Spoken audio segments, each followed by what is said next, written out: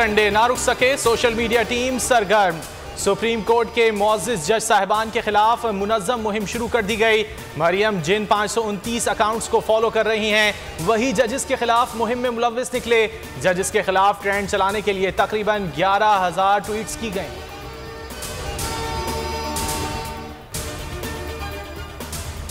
30 अगस्त से पहले अहम फैसले करना होंगे, वरना शायद कोई भी हुकूमत ना चला सके। शेख रशीद की ट्वीट में वार्निंग। लिखा, मुआशी बहरान से बचाने के लिए बहुत थोड़ा वक्त रह गया। मुल्क डिफॉल्ट की तरफ जा रहा है। मजबूत रियासत होगी तो सियासत भी चलेगी।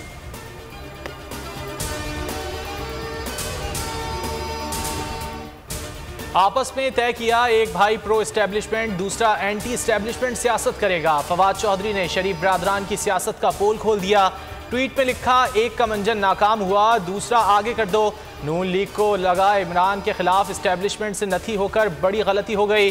मरियम नवाज अब एंटी एस्टेब्लिशमेंट चूरन बेचेंगी। अदलिया के खिलाफ बयानात शुरू हो गए। फौज के खिलाफ चंद दिनों में हो जाएंगे। इस स्कीम में खामी ये है, लोग 1990 वाले नहीं, मुकाबला इमरान से है।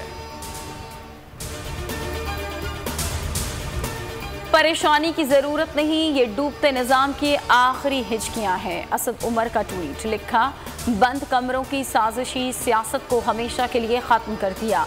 हम्माद अजहर बोले, अवाम ने चोर दरवाजे से इक़्तिदार पे काबिज होने वालों को उठाकर बाहर फेंका। फरूख हबीब कहते हैं कि नून लीग की सारी तारीख अदलिया पर दबाव हमलों से भरी पड़ी है।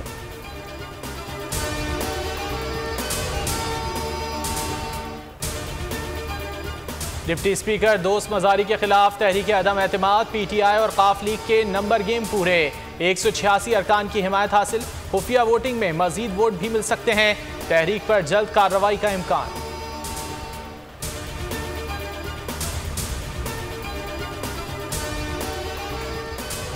जब से इम्पोर्टेड हुकूमत आई है, स्टॉक मार्केट क्रैश है। क्या कोई इस पागलपन को रोकेगा? शौकत तरीन के वार। लिखा, असासों की फरोख्त इश्तियाल अंगेज इकदाम है, तहकीकात की जाए। मुजम्मिल असलम बोले कि अच्छी भली मईशत को खराब कर दिया।